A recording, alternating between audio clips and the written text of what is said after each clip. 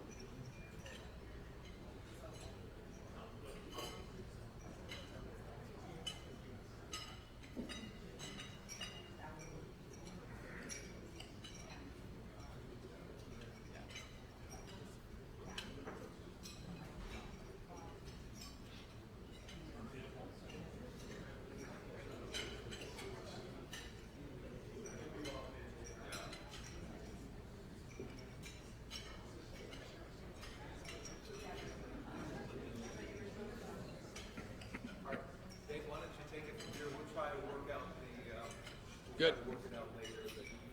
Good. He's going to run my slides for me. He's got them. We'll just go. Let's go. Perfect. All right, how y'all doing tonight? All right. I taught economics for 20 years, and I demand a class that pays attention and makes some noise. So you have fun. This talk is for you. It ain't for me. And so this has been a great day. I just want to thank the guys over there for hosting and the young crew over there that did all the work. Give them another warm round of applause for all the great job they did today. I'm the keynote, so I'm supposed to tie all this together. I never heard God and marginal tax rates mentioned so much in my life as one conference. Brian over there, Brian, Dimitrovic, is that correct? The only way I can remember that was because of my tennis player guy I like is Dimitrov. The guy, he's a Russian dude. But you were great today. My whole talk is opposed to everything he said. No, it's not. Everything he said was correct economically, but I'm going to try to show you who's running our world, what is running our world right now through this talk. And it always hasn't been this way.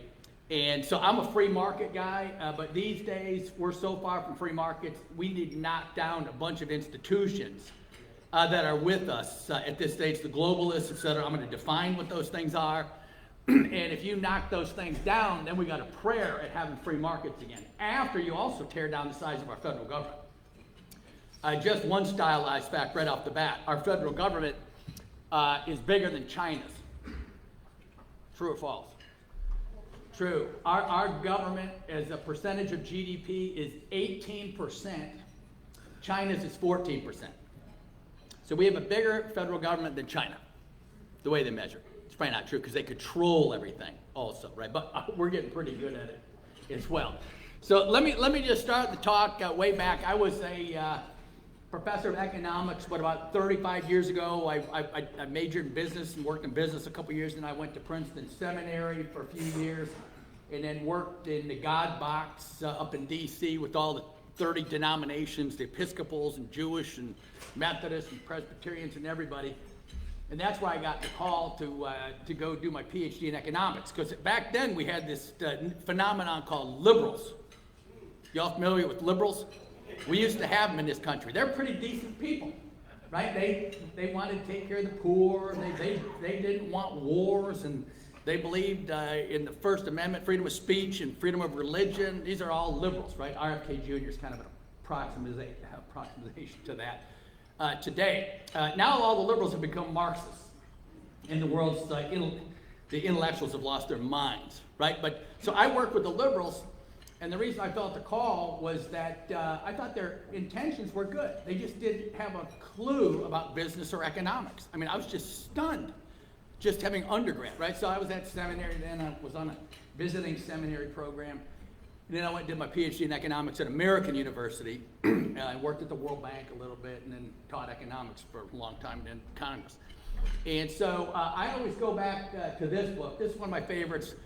This is a good skim, but this is by Marston. Everything I put up, by the way, today will be from the blue chip intellectuals, right? So I'm not going to rightwing.com to get my stuff, right? So this is The Soul of the American Universe by Marsden. The subtitle says it all, from Protestant establishment to established unbelief.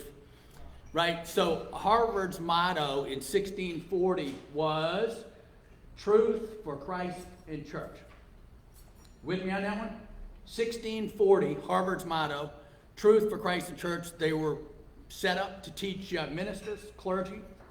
Princeton was the same, Yale was the same, all the publics were the same for roughly a couple hundred years. Right now, Harvard doesn't believe in any truth claims whatsoever. And we're going to get back to that. Right? They don't even pretend. In the philosophy department, they don't have any foundations for thought, even within the philosophy department, right? And so I'm going to unpack that a little bit. But it's an important book if you get a chance to skim it. These days, I made a mistake in my life. I made many of them, but intellectually, I kind of went along with this secular, kind of middle way for a while in ethics. If you look at an MBA textbook, Master's in Business Administration, at any of the major schools in the country, and this is 30 or 40 years, right? You got three schools of ethics. One is Aristotle, called virtue theory. One is the utilitarians, Bentham and John Stuart Mill. And then third is Kant, Immanuel Kant. He's probably the greatest philosopher. He came right at the end of the Enlightenment. And so I taught those three, And then I would interject, the Judeo-Christian religious and theological perspectives. But then later on, I started going around giving talks, especially in politics. You get to meet real people, which is a good thing that you don't get to do in academia enough. And I'd be at all these groups giving talks, and I'd ask for a show of hands. How many of you live out the Aristotelian system of ethics? Not many. How many of you live out the utilitarian worldview? Not many. Well, then you must all be Kantians. How many of you live out the Kantian? I know this. Kant's good. He's good in terms of philosopher, right? And so then I'd ask the question, okay, since none of you follow any of these schools, those are the only schools of thought allowed to be taught at the Ivy League, right? This is why I'm getting ethics, right? Up to this day, the kids, if they're taught any ethics, you get those. But then I asked the question, how many of you are Christian, Buddhist, Hindu, Jewish, Muslim, whatever, and live out that set of worldviews? And every hand in the room goes up, right? So that poses a real problem for modernity, right? Everybody's living out religious worldviews and ethics, but they're not taught, right? And you all know the story. I don't really need to go over that in this room, right? We took God out of the public schools, and the Marxists now have made their intentions very clear, right? They want to tear down the nation state. The biggest, baddest hombre is us, the United States, and the second one is Israel. They want to get rid of the nation state. Number two, they want to tear down the church and get rid of God, right? Marx was a materialist, right? So no God, no human rights, no nothing. And then they want to destroy the family. How are they doing on those three projects?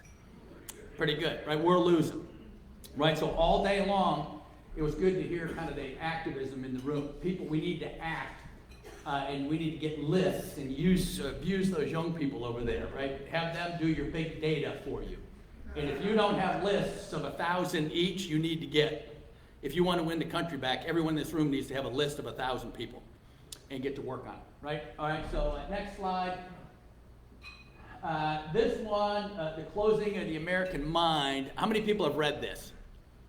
Yeah, make sure you read this one. Alan Bloom fancies himself as a Jewish atheist. I don't think he is. University of Chicago, one top-notch philosopher. He's a Platonist, right, Plato. But his section on Rousseau is unbelievably good. Back 30, 40 years ago, he said, and I think he was correct, Rousseau is the only smart liberal that ever lived. Right, and so what was Rousseau's project in a nutshell? The liberals, the socialists today and the liberals back 20 years ago in this country, they would want to tweak tax rates right up, and that would save the day, or change the public school system, or do some social theory, or do this, but it was kind of ad hoc, right? Rousseau's program in his book on education called the Emile was a total transformation of society. Starting with little Emile. You would construct their reality at 1 year of age, and then at 2 years of age, you reanalyze what they should be allowed to see and read in order to produce a utopian good man, right? So this is to produce good human nature, right? Back, we used to have people who used to know what human nature was, right? So Rousseau did. Most of the Western tradition, the Christian tradition, certainly knew what it was.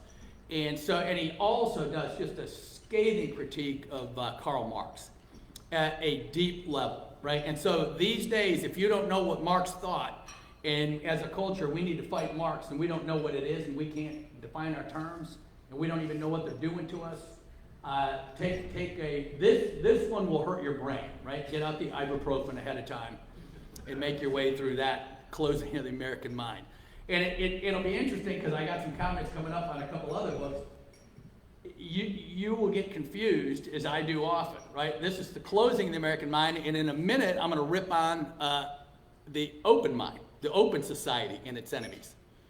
So the left is very clever in its use of language, right? So Bloom is talking about the closing of the American mind because on the Ivy League campuses today there is no diversity of thought. Right, the idea that you could have a debate between the Platonists and the Christians and the materialists or whatever in the open air is unheard of. It's just not there. And it wasn't even back in his day, 30 years ago. All right, next slide. This book I highly recommend. This guy was the editor of First Things, R.R. Reno, Return of the Strong Gods. All three of these books have content very similar, but this guy starts at World War II, and so this is a little more modern. And Return of the Strong Gods, he says, after World War II, there's kind of a consensus on the Holocaust and the evil that happened to the Jewish people, and the key phrase was never again. This will never happen again. Right? Well, and so how did the left and the institutionalists and the globalists, right, now we're starting to warm up, arrange this never again? So they said, what caused the Holocaust? And they said, well, Hitler, right? And so Hitler appealed to German Romanticism, right, over a long arc of history. Goethe, et cetera, going back to Plato and metaphysics, et cetera. And so the project, and Christianity is in the air, but it's the most unfair linkage you've ever seen, right? The problem with the church was we were just weak, right? The Protestants in the north and the Catholics in the south were just pathetic in the face of Hitler. Hitler was no Christian. He didn't pretend to be one. And so in order to reverse this, Reno said that and Reno doesn't agree with this, right? Reno's taking this on. But he said we had to get rid of all higher ideals, right? So no Christian gods, no German Romanticism, no Plato's realm of forms, ideas that exist up there. Everything has to be mundane. And it opened my eyes because some of my heroes could survive in that modern materialist kind of landscape, right? For example, Hayek can survive. No grounding in God at the foundation of it, right? He believes in economics out of a spontaneous order of things, right? And even Milton Friedman, my hero, who I've been recommended over there, right? Google him, but even he would get at what was called logical positivism, et cetera. He tried to solve that, and he couldn't solve it.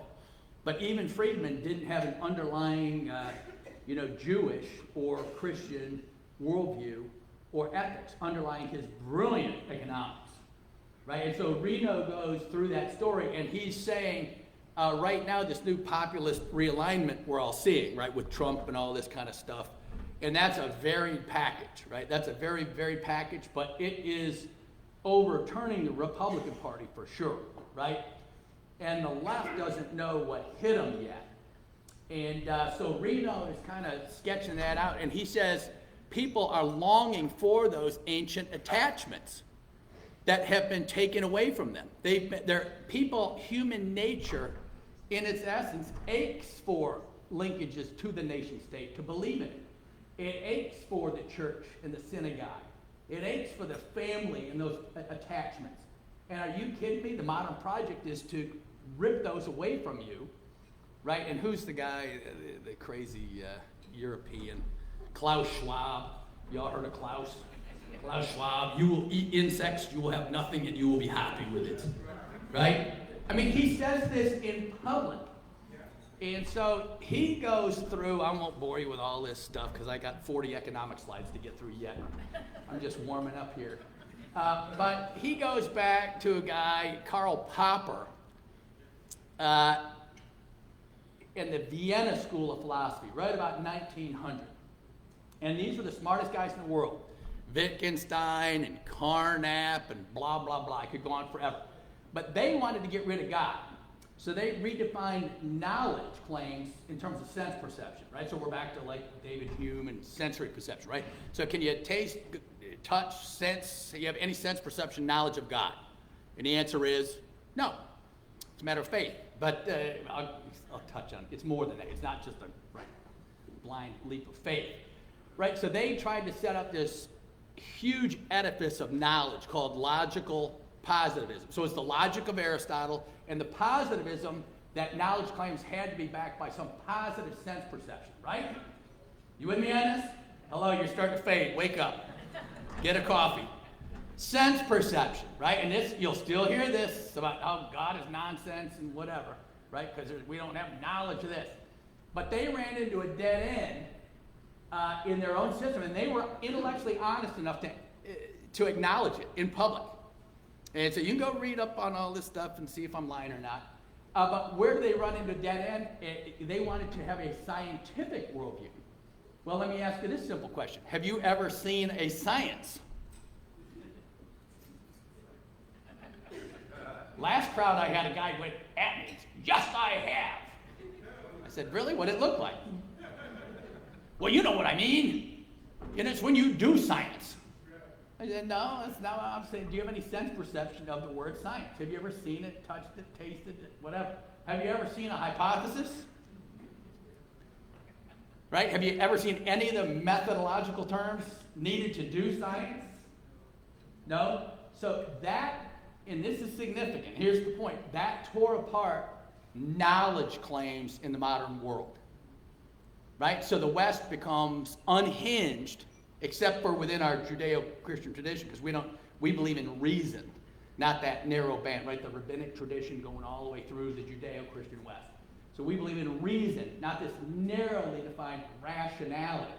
But that tore knowledge claims apart, and it tore science apart. And the scientists at the highest level, you can put them out of business in like 2 sentences. And most of them don't know it yet. I mean, it's just kind of stunning. So that leads to postmodernism, etc., which is basically just meaninglessness, right? You just construct your own reality. There is no absolute truth. There's no truth whatsoever. Well, people can't live with that either, right? That's just absurd on its face. Every culture in history has, of course, believed that there are foundations and truths, etc., right? But it's worth a read, in other words. Last one, National Security Double Government. This one was also, this is by Michael Glennon. And this was also recommended to me by Russ Vogt. Russ Vogt was the head of OMB, the head of Office of Management and Budget. He's a Calvinist guy that got grilled by the Senate on his confirmation for being Christian. You remember that guy? You remember him when he got grilled? He's just a good, honest Christian, nice guy. So he recommended this book and that Return of the Strong God. This guy, it was an assault on me and probably an assault on you for being Christian nice. Right? I'm from Michigan and Minnesota. I went to high school in Minnesota, and like Iowa people, they're all Minnesota nice. Right? Somebody smacks them in the face and they go, oh, that poor, they must have been abused. Smack me again. Right? They asked me for money. You know, they slit my tires, but they needed tires, so I gave them cash also. Right? So this is kind of the Christian church right now too. We have become so pathetic and weak. It's just stunning to me. So politically, this guy shows that all of us used to be Madisonian, right? So Madison's just like Adam Smith, right? Madison, by the way, went to Princeton and was the first graduate student stuck around to study Hebrew, right? The guy who wrote the Constitution studied Hebrew. In the Hebrew scripture, how long does it take humanity to do a belly flop? How many chapters? Are you awake? Do you know? Have you read the Bible? This crew talking about God all day. Do you know anything in there? About 3 chapters in, the snake and the apple. You familiar with all this stuff? All right, good. I got your attention. You're back awake. Well, if that's your worldview, then you might write a constitution that says Article 1 is the Congress, and Article 2 is the President, and Article 3 is the courts, and they're separated. They're supposed to be separated. They're not supposed to run into each other. And of course, today that's a cosmic joke. The Congress doesn't do anything. The courts have punted most everything. They don't want to take the tough cases. And even Scalia, who I love, I've met Scalia a few times, and he would yell at us in Congress. He'd say, no, it's your job to make the law. We don't make the law, right? It's our job to interpret it. Your job is to make law. So go do it. If you're unhappy with something, go change the law. And he was correct on that. But in a nutshell, anyway, all power has gone to the executive and the presidency, right? The presidency has become a monolith, right? By executive order, they can do about anything they want, especially in the short run. And then you can challenge it through the courts and maybe win, but it takes 2 or 3 years, and it's a disaster. So he juxtaposes against us Madisonians. That's the way it's supposed to be, but it's just not, right? It's just a cruel joke right now. And so he juxtaposes what he calls the Trumanites.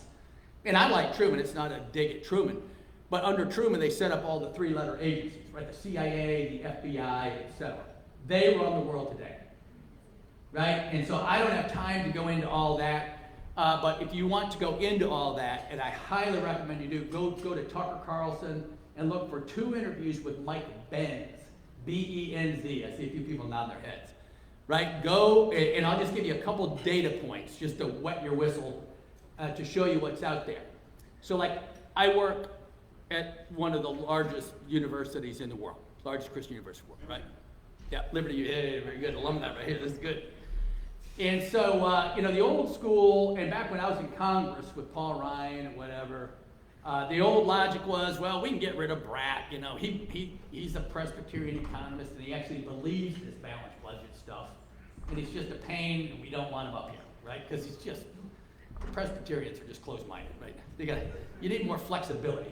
$2 trillion deficits are the way to roll, right? And so and so the thing was, well, we'll just get rid of Brat and Massey and all these guys that want to actually change stuff and return to it like the Founding Fathers. And the next political cycle will be fine and whatever, right? That was kind of the ongoing thing, right? The Democrat might win the seat for a little, so we won't give him any money. Scott Perry in Pennsylvania is not getting a dime right now. Go support him. All political views are my own, by the way, here. This is just Dave talking, right? I'm not representing anybody. But the best folks in Congress, if you look at their voting records, this is not my opinion or my bias. I cannot stand the word bias. It just drives me nuts. Right? Objectively speaking, on the values and virtues you described in this room all day long, Scott Perry and some of these folks are the best, and they don't want them up there in the swamp for 5 seconds. They want to eject them because they're a threat to this. So these 3-letter agencies, Ben says, as opposed to that old theory, let me show you who has been brought to their knees. There's a guy named Zuckerberg. I'm not particularly in love with him, right? But he wrote a letter a couple weeks ago saying the federal government forced me to censor the American people to the tune of 20 million people, right?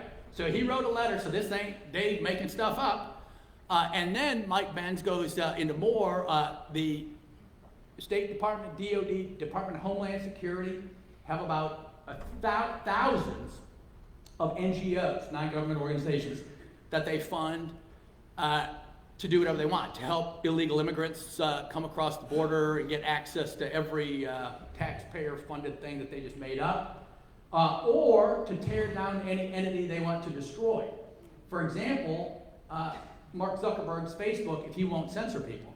So they put the NGOs against all their advertisers and brought Zuckerberg to his knees. He lost $60 billion in a quarter, right? He's a 2-digit billionaire, right? So he's worth a ton, but they brought him to his knees and he said, I wave the white flag, you beat me, right? So there's just one thing after the other in these Tucker interviews, like that. That's the new world we're in. So that's how powerful, when I say this deep state stuff, it's not make-believe. They brought Zuckerberg to his knees.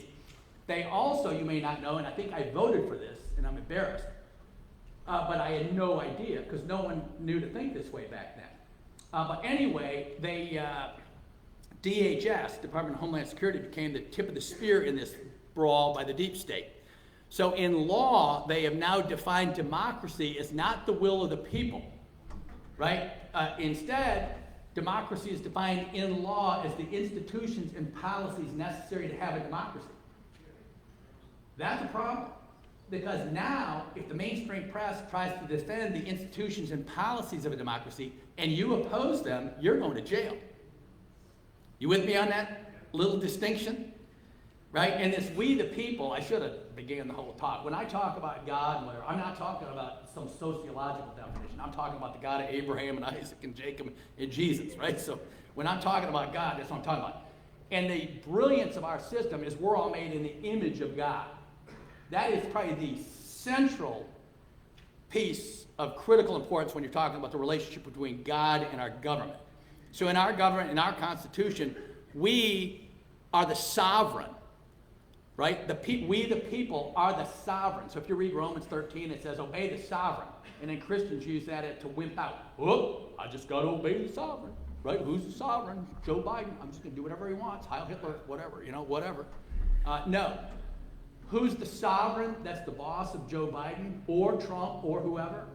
We, the people, right? And if we don't get this straight, we're in trouble, right? That's probably the most important piece that the church just needs to understand to get its head on straight. So did I do enough on that? So they redefined democracy, and also this one will blow you away.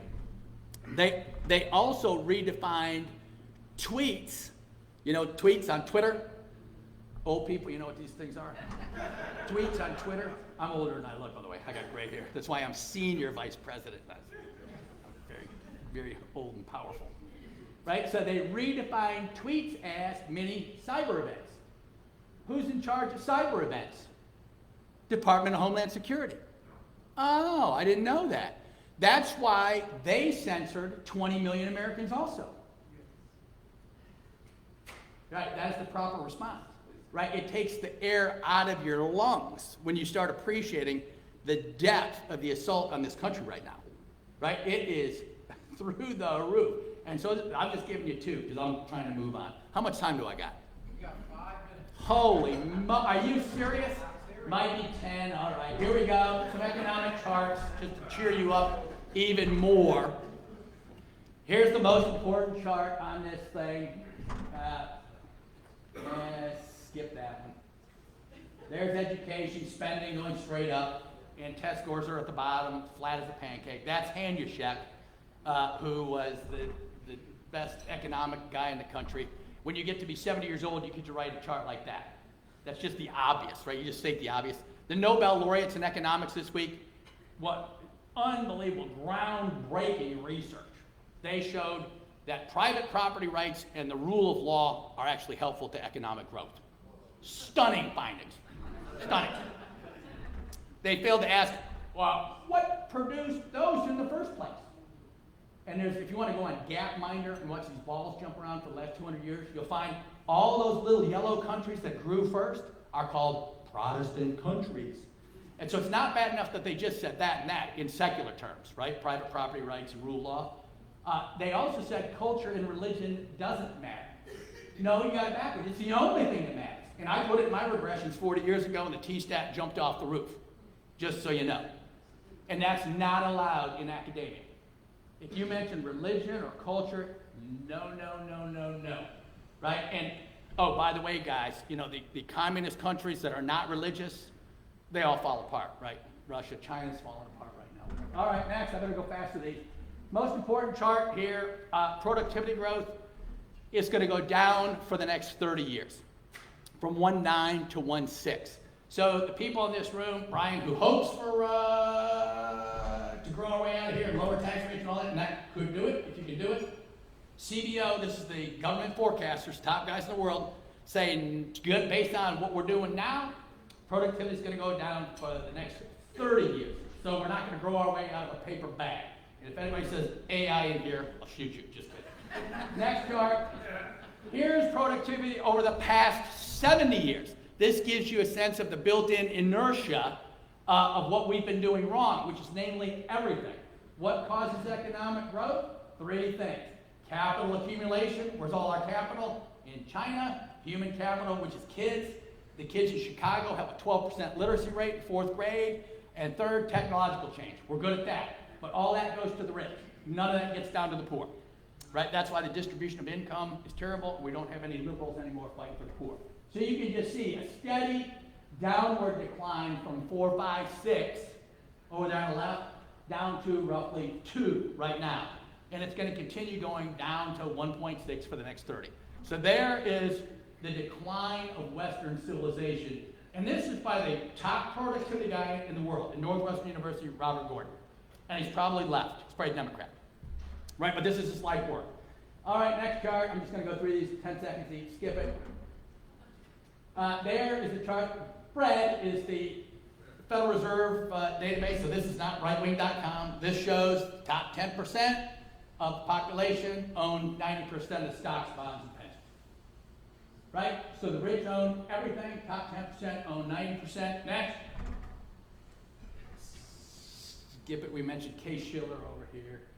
This is more important. On the top there, that is China and their capital stock. Think, Henry Ford and the assembly line. Tractors, hammers, computers, capital, real capital, right? Not investment capital, but real tools. Their capital's going straight up to the moon. That's why they've had 10% growth rates 5 years ago. Now they're 8, 7, 6, 5, 4, 3, 2, 1 big. There's the United States leveling off. We just don't have the old Protestant work ethic anymore, so they're showing up in the capital. Next chart. I already went over this one with you. It's just the size of our relative governments. Next one.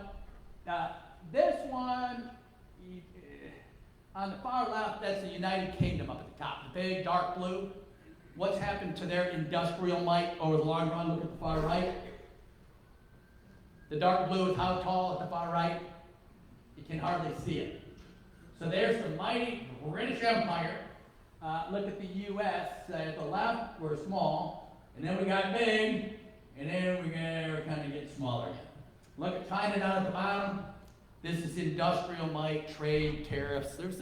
Brian had some good stuff on tariffs. I was shocked. I was like, yeah, he's good. Everyone's like, Trump on tariffs. Well, you're a free market economist. You must be against tariffs. I am against tariffs. I don't like them. But if you're the president of the United States, you're fighting multiple battles. One of them's called China, right? It's not about economic efficiency. It's like, I'm taking out these guys before they take us out. So you do tariffs until they want to play by the golden rule, right? If we let them do everything in our country, we can't do anything in their country. That ain't the golden rule, right? Sorry. Next. Job market. All the net new jobs over the past 4 years have gone to foreign-born workers. All foreign-born workers are made in the image of God. That's not what I'm saying. I'm just saying if you don't have a country and a border or whatever, and private property rights and the rule of law and stability, we're going to lose this country. And there's a reason everybody wants them to come to our country, because we have a good country, right? So all net new jobs over the past 4 years, foreign-born workers. All net new jobs over the past year or two are part-time. Roughly speaking, all net new jobs have gone to the government sector and healthcare. Right, so there's your job market. And so why is the stock market going up, by the way? I haven't covered this at all yet. Because the Fed printed $9 trillion in money. $7.5 trillion still in their balance sheet. If you took that away, Warren Buffett's getting out of all the banks, by the way. He's got a 100% reduced position in 4 of the major banks, right? Goldman and Bank of America. Just saying, right? Something's coming. Warren ain't stupid. All right, next one. Enough on that. Next. I'll just end on inflation. We don't do a good job, conservatives explaining it, right? So inflation is down, so prices are down. True or false? False. But can you explain that to your neighbor, right? So inflation a few years ago was 9, and then 6, 5, 3 now or whatever, right? 2.5 to 3, whatever you want to talk about, right? So now they're saying, well, good news, inflation's only 2 or 3. It's not good news, because prices have gone up about 22%, and I'm being conservative. I could make up some numbers there, right, on certain goods and services. So in the past 4 years, prices are up 22%. Everybody knows that, right? When you go shopping and whatever, you know that. Now prices, so they've gone up 22%. If inflation is 3 right now, prices are going up another 3. So it's going from 22 to 25. Nowhere in that story have prices come down. You with me? Nowhere in that story, and no one knows any of this. And it's not just about your supermarket basket, it's your retirement account. If you think you got $1 million in your retirement account, and I just told you over the past 4 years, your purchasing power went down by 25%, how much do you really have if you thought you had $1 million? You have $750,000. For real. I'm not, and that's without the tax rates or anything. Pinging you. Right? So on that bit of good news, I urge you to pray a lot. All right? That's all I got for you. Let's do some Q&A. Q&A on anything you want. Taxes, religion, Trump's hairdo, whatever you want. I know everything. Thanks for having me, you guys. That was good. All right. You taking the mic around? Yep. The young bucks are going to run around the room. Did I teach you anything new? You learned one new thing? Hey, Dave. Yes. I will get them for you and they'll ask a question. Good. Raise your hand if you want to ask a question. Fire away. We'll go about 25 minutes through. Keep it short if you can, keep it to a question. Yeah, questions. They end with a question mark. If you don't Economic question, that slide right there. Yeah. Deflation, the Great Depression, and went down. Is that a good thing? Between 1920 and 1945. Deflation, prices go down. No, not overall. You don't want to have a depression to make prices go down. And that one I just put up. I exaggerated a bit with the prices going up 22%. What also happens normally is if you have productivity going up, your wages go up too, right? So you're not getting hit a full 22%. But if you ask the poor lately, how's your job raises going? The answer ain't too high. Have your wages gone up 22%? No. So they're taking a bath. The rich might be able to manage it. Yep, what do we got? Oh, you get a copy of that presentation. Oh, good. Yeah, no, I'll post it. You guys share it. Yeah. Anything you want, just email me. Good. Who else? There were a couple back here. Questions? Anybody else have a question? Come on. Yep, right back here. There's a couple ladies. Ladies, don't be shy. In the meantime, can you talk about your time in Congress and what that was like and what you learned? There's a question here. Yeah, right over here. Yeah. Congress was awesome. And I was in with the best group of guys, that Freedom Caucus group. We had so much fun, it should have been illegal. Right? We had so much fun, and even like Tulsi Gabbard, whatever, would come and sit with us because we were fun. Right? The rest of them are just blobs. They just sit there and vote whatever leadership tells them. There's not a pulse to be found. Like, and I'm talking 150 out of the Republicans. They just sit in the middle like a blob. And the Democrats, they're just told what to do. Pelosi just orders them, and if you disobey, you're dead. On that side, I don't know how they do it, but they scare the daylights out of them. Right? On my side, I opposed Boehner. He kicked me off all the committees. He took away all my money, and then he couldn't take anything else away, so he finally kicked me out of the members' dining room. He took away my rights to everything. And the rest of them did similar. We had a couple ladies over here. Yep. I'm not really smart enough to ask questions about your presentation, other than I appreciate the history lesson on Marxism. I think we would be in a lot better place in America if people had knew that history. Yes. Do you offer courses? My daughter's a student at Liberty. My son did Liberty Online, which is just as expensive as being there in person. So, do you offer courses, perhaps, for people like us who don't want to sign up? Not yet. Hillsdale does some of it. That's my job, is to make that happen. But that's why I kind of give the book reviews quick. So people say, I don't get it. Well, that's a life of learning it took me, right? That was my job. So whatever your job is, and your skills, and you're taking care of your families and doing everything you do, that's what I did my whole life. So of course I know that stuff, and you know other stuff, right? But I gave you what I consider the most important books that you can make your way through, and then once you get one of them, you'll get the others. They all cross-reference each other, totally. So you don't need a course, just YouTube. Every night I watch more YouTubes than you can imagine. It seeps in, right? It's just like a foreign language. Economics is a foreign language. In my class, because I don't get what's going on. I said, of course you haven't. You haven't read the book yet. That helps, right? The students, they don't want to read the book. They want to learn it. And then I also say it's a foreign language. Go like this. Right? I say it's not the Bible, but just go like this, right? And just say it's correct. Believe it's correct at first blush. Do critical thinking later, right? And so the first pass is just do the crunching hard work to learn the stuff, especially like on the Marxist stuff. And there's, who's the guy? James, who does the Marxist book? Lindsay. That's a real good. That's really good explanation. What else? You ladies. Yep, fire. So I have two questions. One is just very simple and practical. If you had a lot of money in the bank, what would you do with it right now? Noodle on that. And then the second is, we have been involved in grassroots politics and also involved with people like the Cato Institute and the Atlas Foundation, and Institute for Justice. And you're one of the few, I guess, academia elites that I've actually heard, and kind of libertarian. We have found all the people who mentioned Klaus Schwab and the World Economic Forum and the global cabal to be at the grassroots level. You go to Cato Institute, Yeah. and all these other, they have no idea what you're I know, talking it's about, stunning. and they hate Trump. I know. And so, you know, this moment under COVID, Right. when everything that shouldn't have, that was like a moment that libertarians should have Yeah. been born for, Yes, and right. they went along. Yes. And I'm just wondering what your take is, why, from your perspective, I know. why is there this divide? All the people that Yeah. have taught us about Austrian economics Yeah, and right. kind of Right. imbued us with the spirit of liberty, Yeah. why did they fall down and go away Yeah. at the very moment we needed them? Yeah, that's a whopper of a question. There's a bunch of answers to it. Number one is some of the libertarians are just into Kool-Aid. They can't help it, right? I've changed my mind. I've been wrong on my trust of the CIA or trust of U.S. institutions or the role of the church.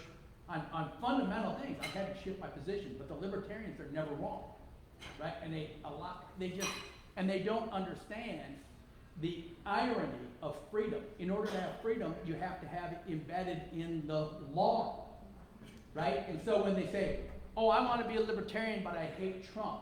Well, good luck having the rule of law without that guy, right? Is he the Pope? No, right? Is his language awful at times? Yes.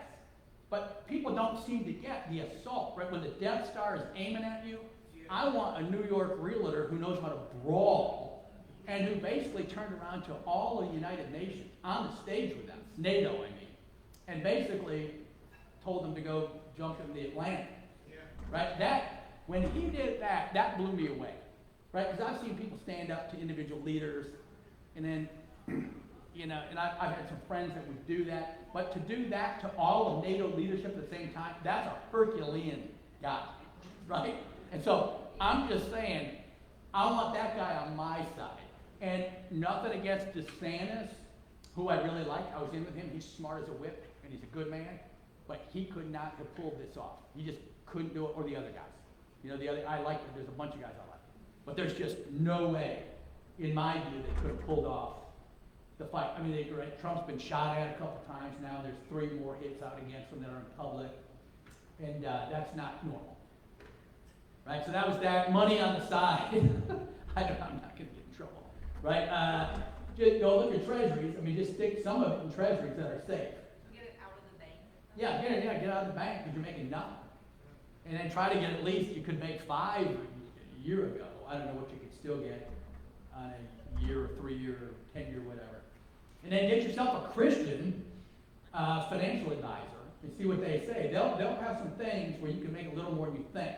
And then I still probably have a third or a half in the market, but aligned a little bit more conservatively because it's just so corrupt, right? The market, we just keep stimulating. We're running $2 trillion deficits now. That has a lag of about a year. So that $2 trillion in spending on all government jobs, but government counts as economic growth. It's non-productive. So we're setting the kids up and the young people up for disaster. Right? The productivity's shot. And so they're going to have to pay off that debt. The interest on the debt now is $1 trillion, just in interest payments now. And it's growing at an increasing rate like some of those charts. And so, yeah, I mean, just get with a Christian financial advisor and then also throw your money into mutual funds and fund managers who share your values. Right? I don't know if you know, but like BlackRock, Larry Fink, he manages $10 trillion in funds. He doesn't own it, but he manages it. So they own them and Vanguard and State Street together, probably $20 trillion total. And they vote the shares.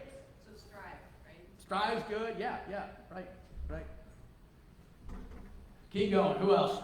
Yeah. Okay. You young people don't have any questions? You all know everything? Good, oh, good, okay, good, we're getting there. So you talked a little bit about creating wealth in one of the slides. Yep. And how much do you think the impact was of curtailing a lot of our domestic energy production, like oil? The pipeline was shut down. Here in Kentucky, we have a lot of coal, and other parts of the country do too. I mean, how much missed revenue and it just added to all the problems? Yeah. Energy is at the base of everything, right? I mean, it's used in the production of everything. So, I mean, I would guess, if I just had to guess, I'd say 5-10% of GDP growth. At the 10% of GDP growth, right, of what we lost, at a minimum, I would say. Right, and then the endless wars. Oh, wars are good for the economy. We're just blowing up, right? 1 million dead, I didn't hit that at all, 1 million dead boys in Ukraine. 1 million dead and maimed, right? Young boys in Ukraine, and we got some people on the Republican side of the Senate saying, well, at least they're dying. We're not dying, they're dying, right? And then Mike Benz goes off on all that. $10 billion from Chevron, $10 billion from Royal Dutch Shell in Ukraine, in the Donbass, and then they lost those because they declared themselves to be independent, right, the Donbass and Crimea, and so that's why we're at war. And we say it's about democracy. What a joke, right? We did a coup d'etat on Ukraine in 2014 and took out their president. It's right. You can tell I'm losing a little faith in our leaders, right? And so, the Christian leadership, get going, start electing people, and start brawling, and don't be polite, right? We're beyond Minnesota nice time. Yep. I want to start off by saying that I really enjoyed your talk, Okay. and so I'm going to ask you not to shoot me for this question. No, I don't care. You can ask whatever you want. So my question is, Yeah. what are your thoughts on the implementations of artificial intelligence in the economy? Oh, And no. furthermore, this idea of transhumanism, or this convergence yeah. of man and machine. Yeah, no, I know. Do you watch The War Room No, I do not. with Bannon? I said they got a real good guy on there. But I do know it's Keith Bannon. He wrote a book called Dark Aeon. That's one of the better books on this stuff. But yeah, no, AI, the guy I put up on productivity, right? He always got asked back when the tech bubble was going nuts and cell phones were going to enhance productivity and make us all, way more productive at work. And everybody would say to him, don't you see technology everywhere you look? And he'd say, I do. I see technology everywhere, except in the data. Right? It doesn't show up in the data. And so AI so far has not shown up in the data. As soon as it does, I'll believe it. Right? And so my basic beef, and I've been pushing big data on these guys over here all day, right? And AI and blockchain and all that stuff, right? So we need Christians in that space. But, for a firm to utilize it, you got to train in that firm's big data set, which is massive, right? And you got to train it on particular uses for that firm. That takes a lot of brain power and a lot of people's skills. And so I haven't seen that happen. I've seen the brilliant guys show that AI can work, and it does work, and what it's capable of, and that's all good. And then what was your question related to the dark side of that thing too? Maybe not necessarily a dark side. Yeah. What's your thoughts and opinions on the idea of transhumanism? Transhumanism is taking place. The Klaus Schwabs and this stuff, this transgender stuff, it's all related in the sense that they want you to not believe in the importance of your God-given body, right? And so it's all part of the same piece, and it's not Christian. And so, yeah, I mean, the transhuman is, and the chips in the brain, and we're going to cross several ethical things along the way. And we need, I've been thinking about, I'm not running for office, but I've been thinking about trying to start a Christian database. Not even Christian, but just Muslims. Like I asked the Muslims, are you aware of all the CIA ops we've run in your country for the past 50 years? Oh, why don't you put your name down in my database? Because I'm going to protect your civil liberties and First Amendment, freedom of speech and whatever, right? And then Jewish friends. Do I even need to say it? Right? They know, they're all geniuses, right? I mean, like, would you like to sign up here? And the problem is some won't right now. They think Christians are a threat. That we need to win that one and show them we're not, right? We believe in I always say this to the mainstream media, we believe in minority rights. In fact, Christians are the only group that produced this Constitution in the United States where we protect every individual right of every group, but we don't believe in minority rule. right? They want it that way. MSNBC and Rachel Maddow and Mika, Morning Mika, right? And these people, they want to rule us. That's right. With a minority of loud people. And that Midwest is thoroughly red, but they don't have the courage they need yet. So yeah, I'm not an expert on the transhumanism stuff. I can get smart in about 5 or 10 minutes on it, but I forget it all. But no, it's all linked. And then on AI, the big thing is the smart guys have said you can identify it out in space, right? They can detect who's got major AI because of the energy that comes out of it. It's gigantic, and right now there's only 3 or 4.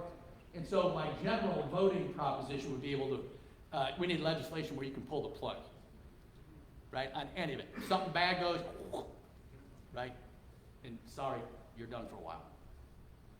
Yes, sir, good, yep. Yes, I host a conservative talk radio show in Louisville. Right. And we're getting lots of discussion about RFK Jr., you mentioned him earlier. Yeah.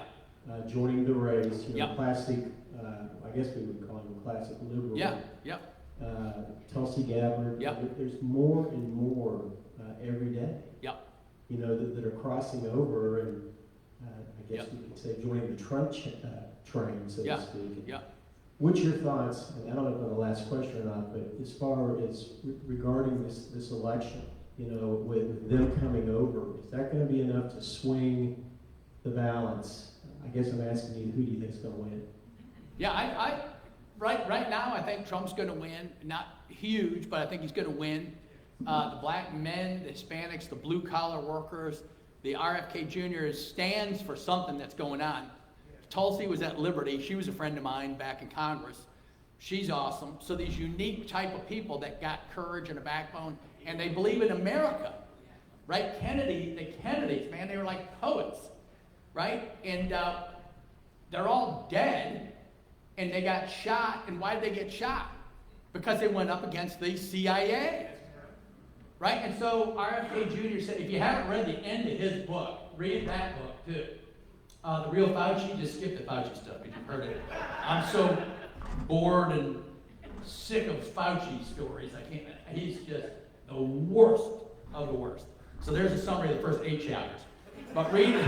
You start at chapter 9, and you go from the Rockefeller Foundation to the Gates Foundation to the blah, blah, blah, to the research on virology, to Bill Gates doing in 2015 virology practice sessions for how to overcome the national press if this ever comes to this occurrence. They have it all mapped out in 15. And he's got it all footnoted, and he's never been sued. That's RFK Jr., that's why I mentioned that. So he's stunning. And on health, this real health, right? This everything in this country is you do a blood test, and then they tell you to take another pill. And things are shifting more toward like gut health and real health and blah, blah, blah, right? You take a hair and you send it to Europe and they tell you if it's terrible or not, right? But I think it's real health. So we'll all learn about that. Keep going. Yes, ma'am. We've got, I'm way over here. Oh, good. We've got All right. last question right here. Okay, good. And then we'll wrap it up. We'll do one more because this poor person's in line. Good. All right. Yeah, so my question is 2 parts. So first part, how did it feel to take out Eric Cantor? Yes. And second, in terms of the members currently in Congress, who is the member who's least like Eric Cantor that you would pick for Speaker of the House? Oh, that's a good one. What was it like to win Cantor? It was like Star Wars when he's going up against the Death Star and has to shoot one bullet right up the middle to win. I was never sure when I was going to get blown up. I was like, I'm going after the Death Star, and at some point, I'm going to die. So it was a rush. We were up 10% in every county, and we ended up winning by 10% against the guy who was going to be Speaker. So it was I call it a miracle of God, right? But it was it was something else.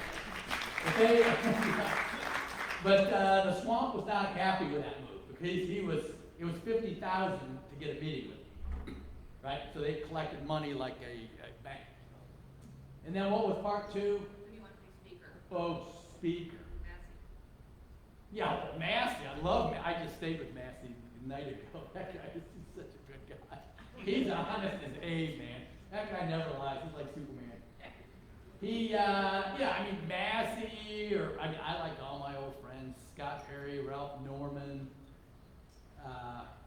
Jim Jordan will be, if he gets it and he wimps out, I will crush him. Right? I think he's going through gymnastics in order to get it. Right? And the budgets and what, right, to get into leadership, they got to. I don't like that it's that way. But George, his wife, you can always tell a conservative guy that's going to stay conservative by looking at their wife. If they got a real conservative wife, they'll be conservative. But if they got a liberal wife, like past speakers, should I be rude right now or semi-Christian? But if they got a Democrat wife, like some past speakers, then things go south. Is that good enough for you? All right, let's give it up for Mr. Dave Brat. All right, thank you guys. That's great.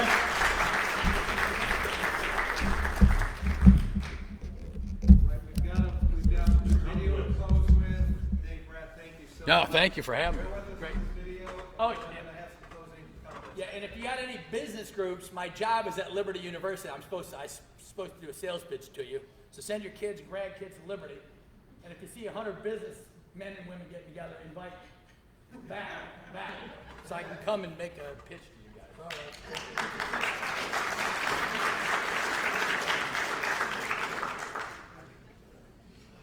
The Commonwealth Policy Center has been used of God to promote biblical values in the public arena for a dozen years.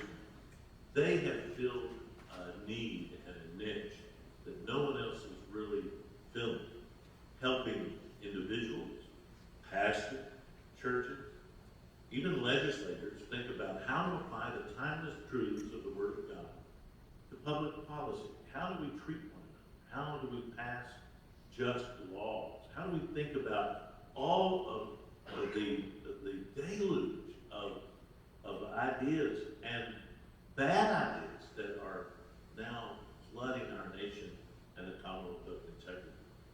Well, I'm so grateful that God raised up the Commonwealth Policy Center because they've done a tremendous job of talking about biblical values in the public square and reminding believers that we need to stand strong on what God has revealed in His Word, that really is the very best kind of public policy, the best way for us to treat one another and pass just laws. You know, they don't receive money from any one industry. There's no single backer behind them. They rely on the gifts of people just like you and me. If you care about Kentucky public policy, if you care about the Commonwealth remaining true to a biblical worldview, the kind of worldview that our founding fathers had, would you consider giving a gift to promote and to maintain this incredible work that has been so important in our state? By your gift, you're helping legislators have access to sound public policy as they craft laws. You're helping pastors know how to tell their churches how to think about the kinds of things we face. You're helping churches take stands. You're helping individuals know how to think biblically as they decide for whom to vote and what stands to take.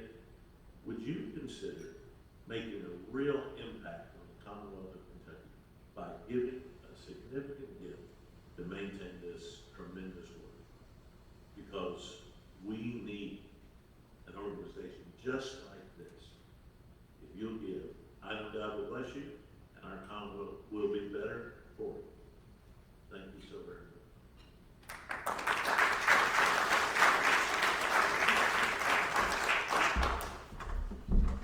So good to have friends like Hershey York give us a plug like that. That way I don't have to ask. But like I said before, I'd be remiss if I did not put that out there.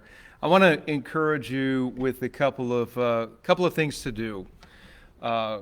What a great lineup of speakers, though, and great topics. Again, Dave Brat, thank you, and all the other speakers who have really come together, I think, for the first ever conference of its kind to address these issues from a biblical, conservative perspective. We hope that this is the first of several conferences and events to come in the future as we talk about forging a path towards a better bluegrass. But here's what I'd like you to do.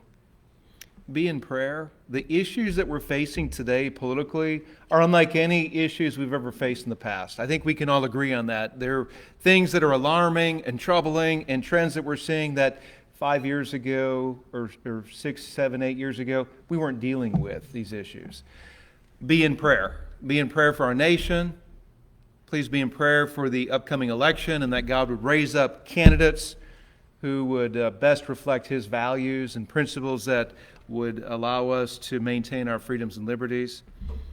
Be in prayer for CPC as we engage. This is a difficult time of the year for us as we are involved with elections. We have voter resources, by the way, online. We've got candidate forums that we've got posted online, other resources. Be in prayer for us. But then here's what I'd like you to do as well. This conference and all the great things that you've heard all throughout the day really aren't going to amount to a whole lot unless we do something with it. And so my challenge to each of you is to pray for yourselves and ask the Lord how God can use you.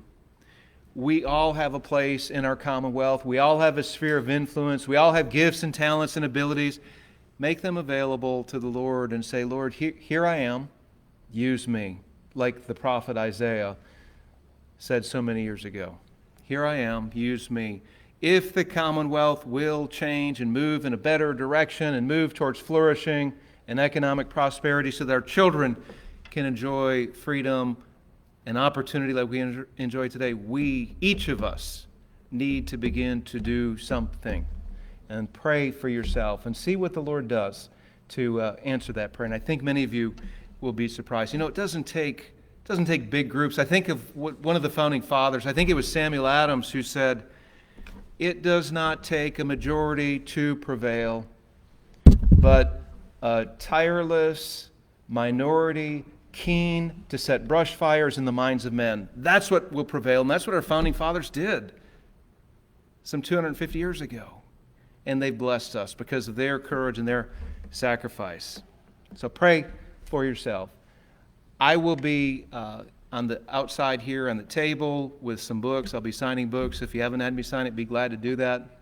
We do have extra books available. If you'd like to purchase extra copies as well, you can pick some up on the way out. I want to thank again the CPC staff. You all did a great job. Let's give them a round of applause.